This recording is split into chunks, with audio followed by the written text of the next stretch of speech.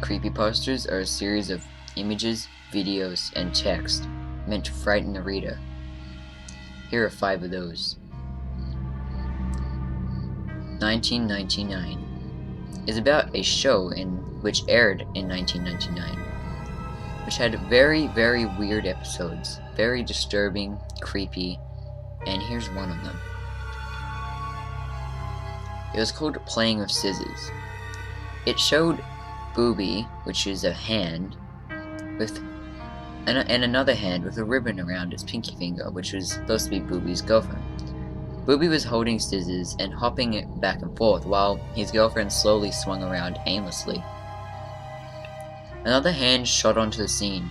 His hand was smaller though, and it was jerking around violently as if someone had under the table was forcing the hand. And scissors are very dangerous, kids, so hold them safely, Booby said to the camera. I noticed I could also hear muffled screams, but I'm not sure where it was coming from because of bad sound quality. Booby's girlfriend grabbed the smaller hand, which was thrashing about, and Booby went at it with the scissors.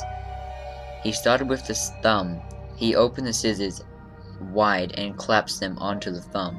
Blood began oozing out, and the muffled screams were now very loud. My 5-year-old self was very grossed out. The scissors end up getting to the bone. A horrible crunching noise is heard, and that's when I turned the TV off. I never ever discussed this again. At number 4 we have Candle Cove. The story starts off with a forum thread that talks about an old children's show from the 70s, which is about a little girl who imagined herself to be friends with pirates. The show had some controversy because during one of the particular episodes, it showed every character screaming for the whole duration of the episode. All they did was literally stand in one place and scream, while the little girl moaned and cried like she had been going through hours of this. As memories of the show were shared back and forth between commenters on the thread, it became clear that beneath the show's cute and low-budget appearance, there was something dark and disturbing. By the end of the comments section, it was implied that the show was much more sinister than a half-remembered childhood memory. One particular memory that really stood out was the main villain of the show, a skeletal character called the Skin Taker. Apparently his mouth slid back and forth instead of opening and closing. A commenter even recalled that the little girl asked him about his mouth. The Skin Taker ignored her, looked directly at the camera and responded, "To grind your skin, as it turns out." One of the commenters got curious about the legitimacy of this show, so he asked his mother if she remembered a 70s show called Candle Cove. She was genuinely surprised that he remembered it. Apparently he would ask her for permission to watch it and then would proceed to tune the television to static to watch it dead air for 30 minutes. Number 3. The Rake. In 2003, in the northeast United States, there was an incident involving a strange, human-like creature which attracted a lot of attention from the local media. After the story initially broke, most online and written documents were mysteriously destroyed. Although these accounts were gone, sightings of the creature continued to become even more frequent. What's odd is that many people reacted differently to the creature. In fact, the emotions experienced ranged from traumatic levels of fright to an almost childlike sense of curiosity. The sightings continued, and so the hunt for more information began.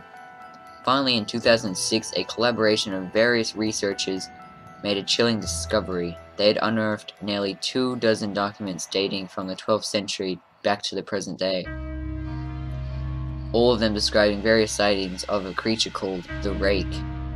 The sighting that stood out the most was a woman's account that dated from the same year of the discovery. A synopsis is provided below. A woman awoke in the middle of the night and accidentally ended up waking her husband as well.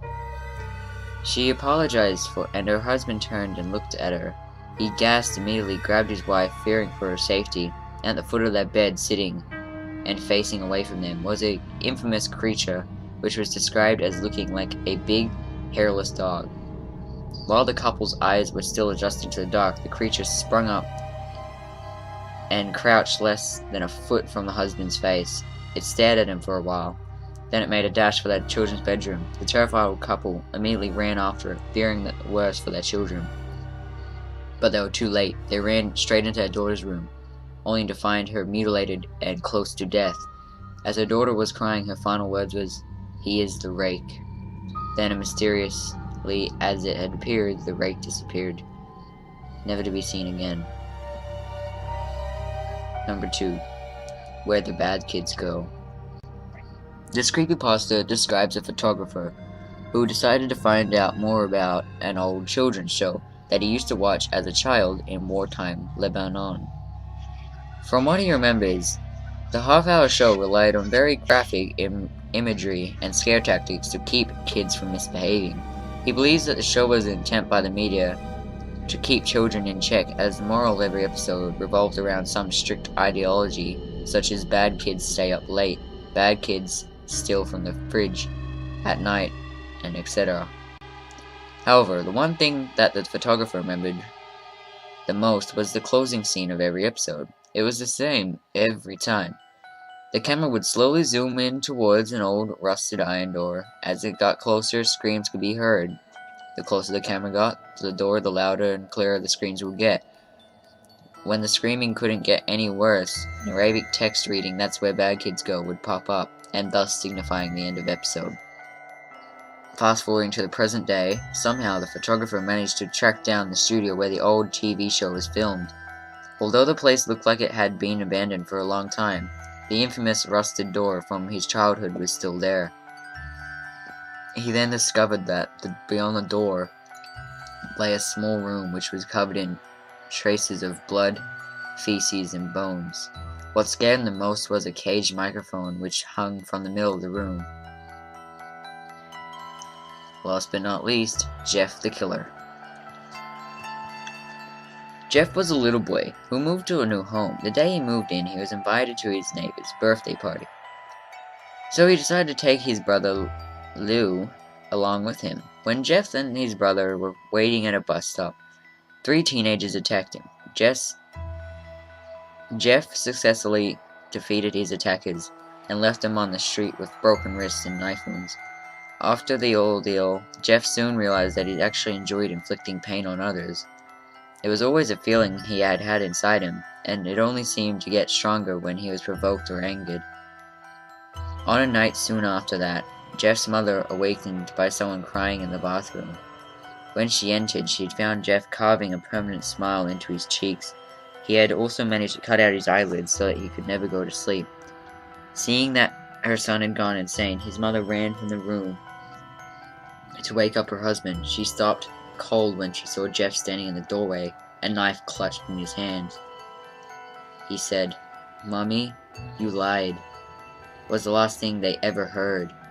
With his parents now dead, all that remained was his brother. Lou had woken up when he heard muffled sounds from his parents' bedroom. When he didn't hear anything else, he tried to go back to sleep, but he couldn't shake the feeling that someone was watching him. Before he could do anything, a hand clamped over his mouth, and he felt a warm blade plunge into his stomach. Lou tried to escape from his brother's grip, but it was already too late. "Shh," Jeff said. "Just go to sleep."